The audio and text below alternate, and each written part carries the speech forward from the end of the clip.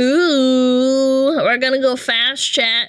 I better see a lot of wickets in the chat when they go really fast.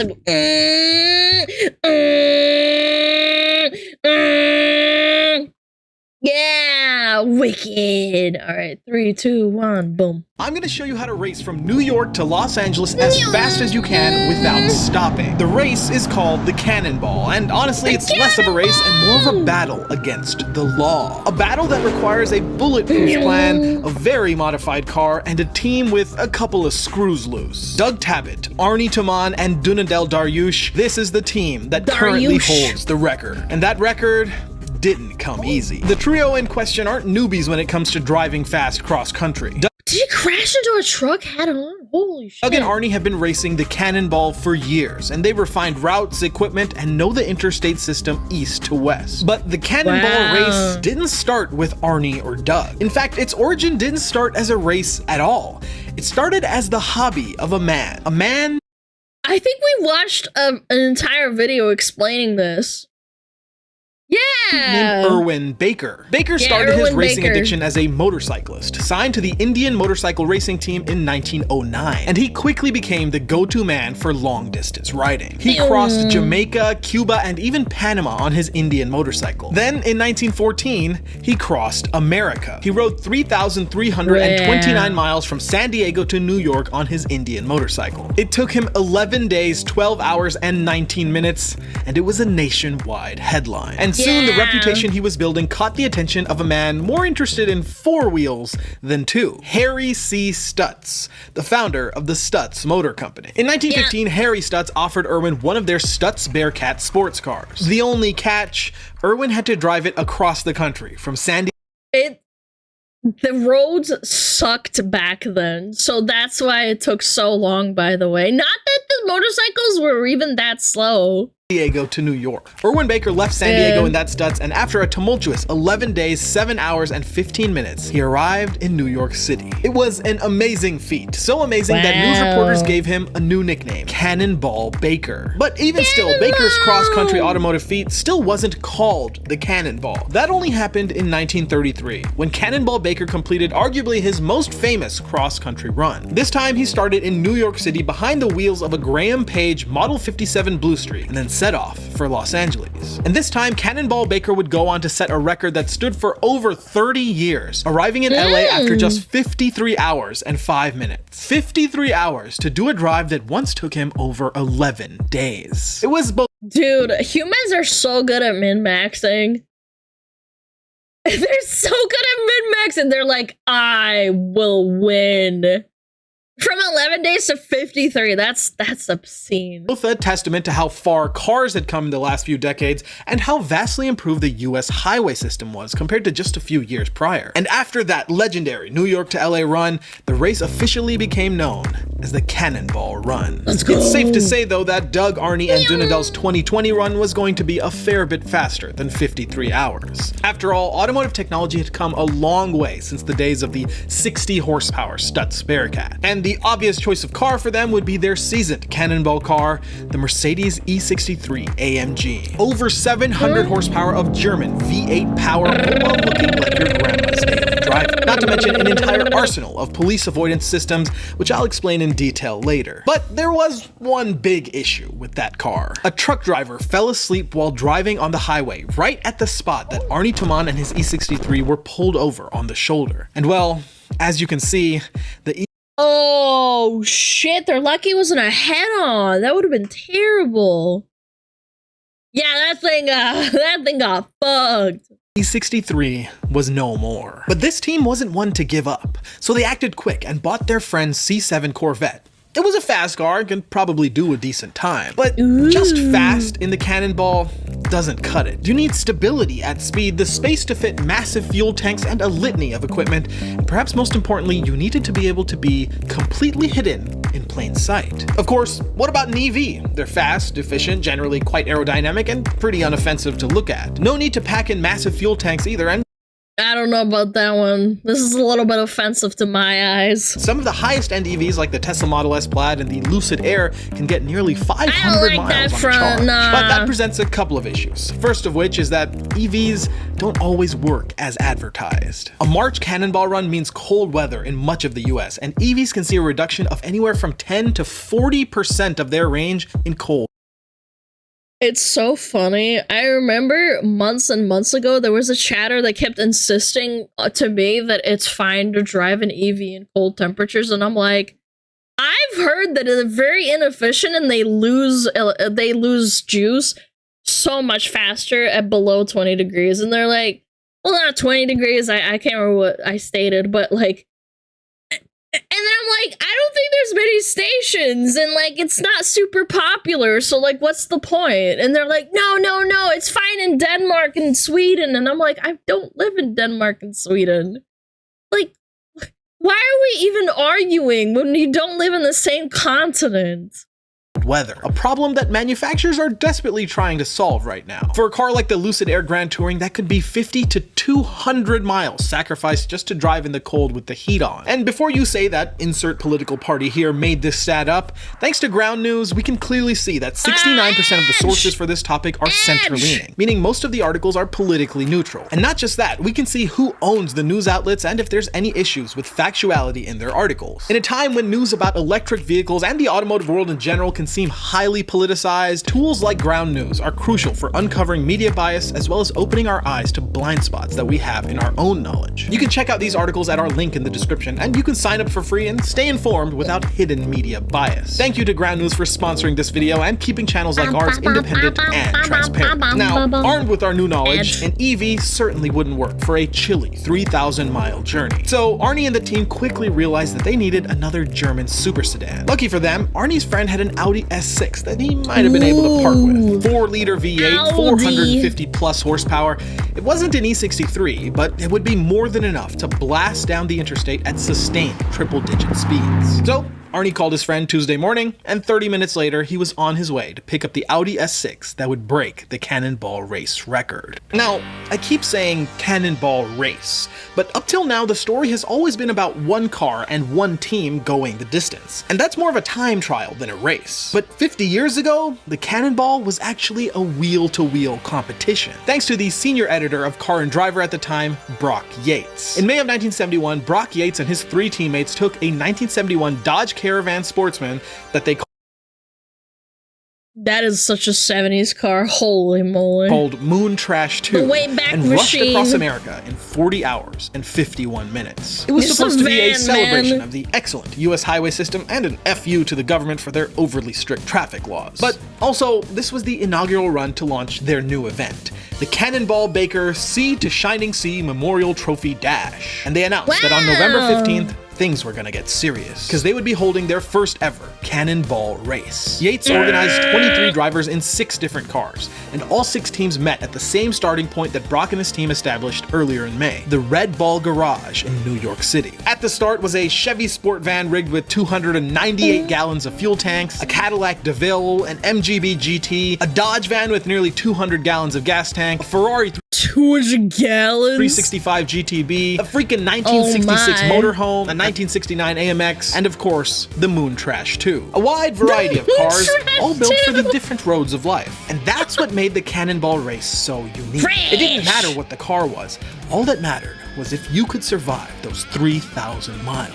35 hours and 54 minutes later, it was the Ferrari 365 that won the first Cannonball Sea to Shining Sea race. But not for the reason you might think. It wasn't the fastest car in the race. In fact, the Cadillac actually hit the highest speeds of all the teams. The Ferrari won simply because it had the perfect balance of everything. Decent MPG, excellent acceleration, all while being relatively comfortable and easy to handle. Not to mention, it had Dan Gurney behind the wheel with Brock Yates as co-driver. But even though the Ferrari won, the top 5 cars were separated by just 2 hours. And that's what made this race so different. There wasn't just one recipe to the best strategy, you needed a little bit of everything and the ability to execute on a solid plan. The unofficial Cannonball Sea to Shining Sea race happened 4 more times in the 70s, and the 1979 race saw over 40 teams register, even a new record. But you fail to think, though, they would be doing coke in the car to like just skip sleeping and just keep driving. Duh. Record was set with a Jaguar XJS finishing in 32 hours and 51 minutes. That's why they were so fast. But 40 plus cars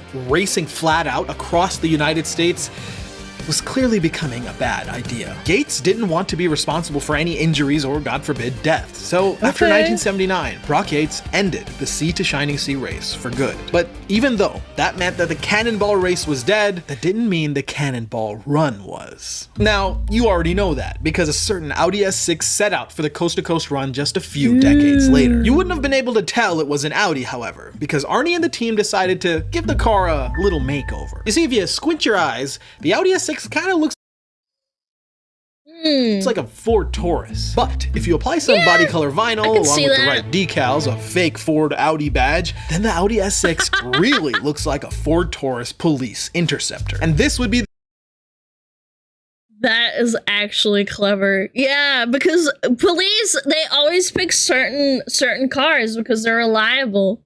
Yeah, fake cop cars, it looks like they're a cop! The disguise that would take Arnie, Doug, and Dunadell across America. And on a quiet night in May 2020, they took off from the Red Ball Garage in New York City, just like Brock Yates and his team did all those years ago. Unlike Brock Yates, however, it took them only 4.5 minutes to get out of Manhattan. COVID restrictions saw traffic at their lowest levels in years. That was largely the reason they needed to make this run happen in such— Wait, I remember reading about this. The fact that I remember reading about this is crazy. I'm like not into like all that, you know, racing cars, whatever.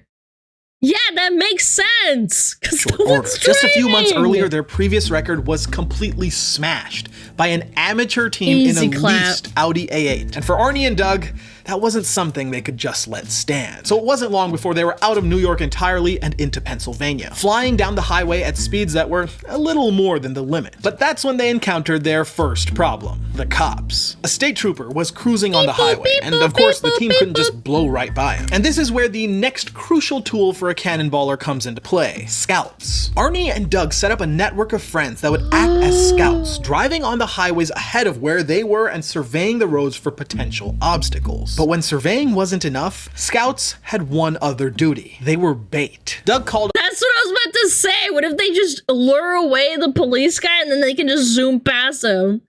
It's not, it usually doesn't happen that there's more than one police officer, like within, I don't know, like 10, 20 minutes of each other. Up one of their local scouts and told him that he needed to blow by this cop at extra legal speeds and get pulled over willingly. And so their scout caught up to where they were and lined up to sacrifice himself to the Pennsylvania Rozzers. But right as the scout was getting ready to smash the gas, the cop pulled off the freeway, and the team was off the hook. The S6 was now free to stretch its legs, so they put the hammer down and started flying. And from Pennsylvania to Colorado, they averaged 120 miles per hour, with much of the stint being at 160 miles per hour, putting them well ahead of where they needed to be to beat the record. That is, until a radio call blared out on their police scanner. White Audi made to look like a police car. 024A written on the back. Plate is obscured.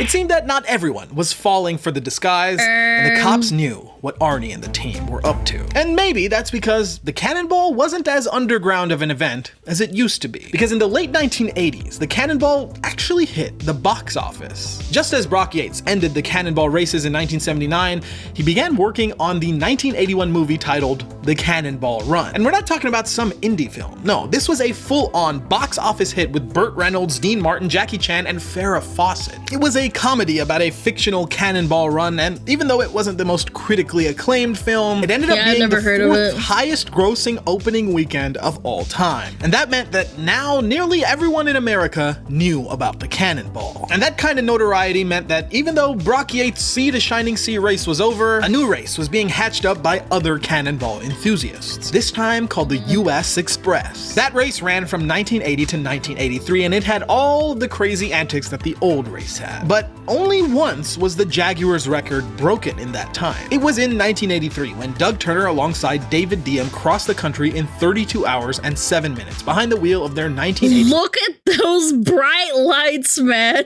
Ferrari 308 GTS, a record that stayed for nearly over 20 years. Because the popularity of the Cannonball really tapered off after the mid-80s. Perhaps the widespread knowledge of the run made it lose its niche appeal, or maybe people just lost interest with how slow new cars with emissions-compliant engines were. Either way, the 1983 run was the de facto Cannonball record, and, well, nobody could beat it. Of course, until rather recently, when in 2006, a gentleman by the name of Alex Roy took a Le Mans Blue BMW M5, fitted it with the best of modern technology, made it look like a cop car so it has cop lights, and then it goes bing!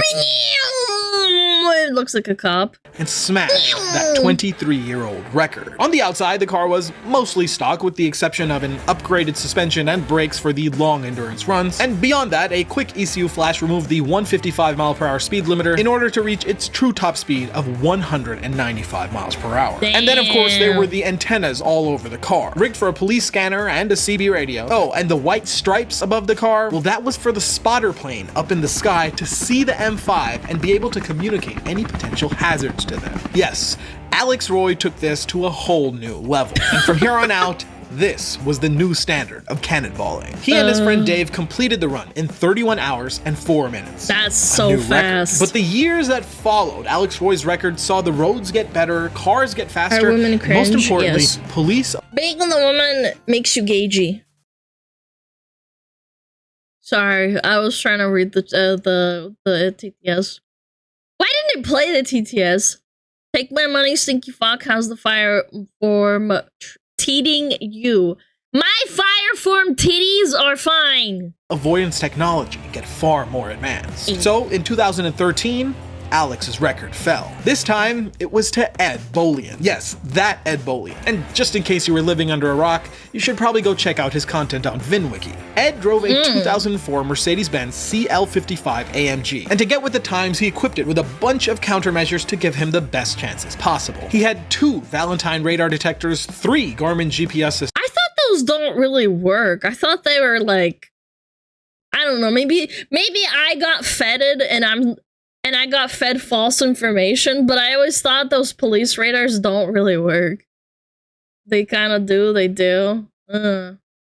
They work, but are illegal? Yeah, probably. I think I probably just got discouraged by some fed just to say they don't work. Systems, a CB radio, a radio scanner, 2 laser jammers, a dang ambulance traffic light changer, and then of course a custom fuel tank setup. And all that stuff paid off. Ed set a time of 28 hours and 50 minutes, shattering Alex's 31-hour run. But then came the heroes of our story, Arnie Toman and Doug Tabbitt, just a few years later in 2019. The car they used was none other than the 2015 E63 AMG built by AMS Performance. When it was built though, the car made 700 wheel horsepower and had a dual nozzle quick fill fuel cell with a total fuel capacity of 65 gallons. And the police countermeasure. Oh, we got hit by ads? Okay. Well, wait! Chat, stretch right now. I'm standing up. I'm gonna stretch.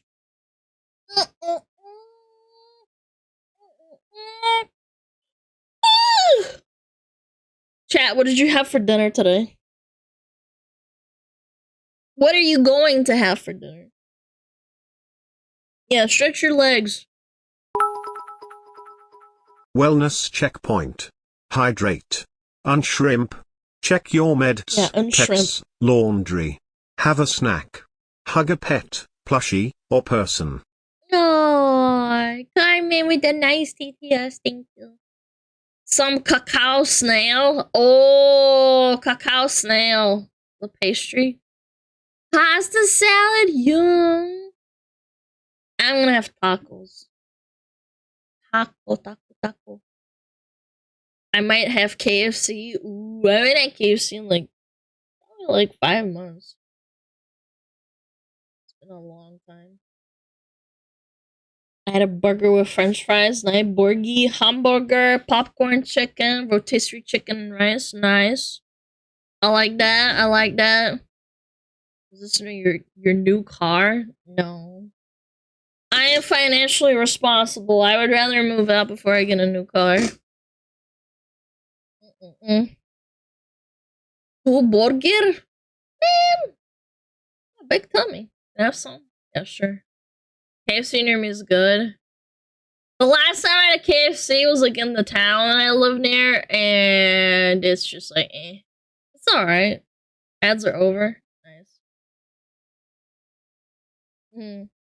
Okay, good. 3, 2, 1, boom. Well, that was next level as well. 2 radar detectors, laser diffusers, an app that gave them police heat maps, a radio scanner, a CB radio, another police scanner with GPS, brake light cutoff switches, image stabilized binoculars, an aircraft detection system, and of course a traffic light changer. Oh, and a freaking thermal scope on a gimp. Look a little bird they managed to take a picture of. He's like, I am watching out for you, man. But if you want the details, you should definitely read Arnie's blog, linked in the show notes below. Traffic light changer? Dude, what they're doing is highly illegal. I'm not surprised at all. Tell you their finish time, 27 hours and 24. That's what, so for those that don't know, traffic light changers are highly illegal in the hands of civilians because, they're supposed to be used for police people and ambulances to like change lights so that they can pass through. And they're using it so they can go faster through, you know, whatever, like through the town. So, yeah, it's not good. 5 minutes. It's illegal. Well over an hour faster than Ed's record. And if Ed records seem impossible, then surely this record was here to stay forever. But you know the drill by now. It didn't stay forever. Because there was one more ingredient to the perfect Cannonball recipe. One that everyone else had missed. Something that would allow for Arnie and Doug's record to be shattered with ease. A freaking pandemic. COVID lockdowns meant that every interstate highway was now wide open. And the record was for the taking. So in March 2020, somebody took it. An amateur team led by Chris Allen took a leased Audi A8, fitted it with a single Valentine V1, a hacked together marine fuel cell system, and a pair of binoculars. And they set off to break the Cannonball record. They completed their run in 26 hours and 38 minutes, taking... That's obscene. That's how much time it cut out because there's no one on the road. Nearly another hour off of Doug and Arnie's time. Imagine then how fast somebody could get across a pandemic lockdown USA with a seasoned team, a fully prepped car, and all the equipment money could buy. Flash forward to Doug, Arnie, and Dunadell's 2020 Cannonball, and it was exactly that. Of course, you already know, the team and the car were up to par, but they certainly weren't lacking in the tech department either. Radar detectors complemented by laser diffusers, multiple GPSs running on a variety of platforms to get any and all information about road hazards or speed traps. They even had the E63's plane crash avoidance system designed to detect aircraft in the vicinity just in case the police were enforcing speed by plane. Add to that a thermal vision camera and high-powered binoculars. It was tech that was unheard of in Brock Yates' days and honestly pretty wild for any cannonballer. But it was tech that was necessary to break records. That, along with the 67 gallons of auxiliary fuel tanks that they had in the trunk of the car. Modification that has been necessary since the very earliest days of Cannonball. And with all that, the team continued through Colorado at blazing speeds. But by the time they got to Utah, they encountered something unexpected. Traffic. Now, the whole magic of doing runs in COVID it's the Mormons, they don't care about COVID, they gotta go to church, that's what it is. Lockdown was to take advantage of those empty roads and people sheltering in place. But Utah didn't have those same COVID restrictions, and many Californians were traveling to and from Utah so they could enjoy an unrestricted vacation. Motorhomes, trucks towing boats and jet skis, the usual inept Californian drivers all blocked the road for the tired trio in their Audi. That 120-mile-per-hour average ticked down, slowly but surely, and it seemed like the record was slipping away with it. But they managed to get through Utah traffic, and then they blasted through the Nevada desert, finally into California. But despite the lockdown in Cali, LA traffic was still horrendous. The team I had a friend from Cali tell me about the difference between traffic during COVID and then after COVID. They told me that usually traffic was like 45 minutes. It went down to 35, maybe like 30 minutes instead from where they lived. It didn't actually get that much better. Oh my god. Was still getting stuck behind trucks, It red didn't make lights, that much smug of a EV difference. drivers, you name it. But they soldiered on. Red light by light, they made their way through Los Angeles. Until finally, as the sun was setting over the City of Angels, that war-torn Audi pulled up to the Portofino Inn. And their official time, 25 hours and 39 minutes. Nearly Insane. an hour faster than the previous fastest record, and 2 hours faster than their own record in the E63. It was a tremendous accomplishment. The Cannonball started off as a feat that would take over a week at the hands of Ernie Baker. Then just days in the era of Brock Yates, to now taking hardly over a single day. 3 determined drivers behind the wheel of a deviously disguised German super sedan packed full of the best tech, with the support of their faithful scouts, did the impossible and set a Cannonball record that is yet to be beaten to this day. And that, ladies and gentlemen, is how to race from New York to Los Angeles as fast as you can without stopping. Thanks for watching. No, you don't want to go to Los Angeles as fast as you can. Subscribe if you haven't already, and join us on Discord to see what we're cooking up next. I'll see you in the next one. For you.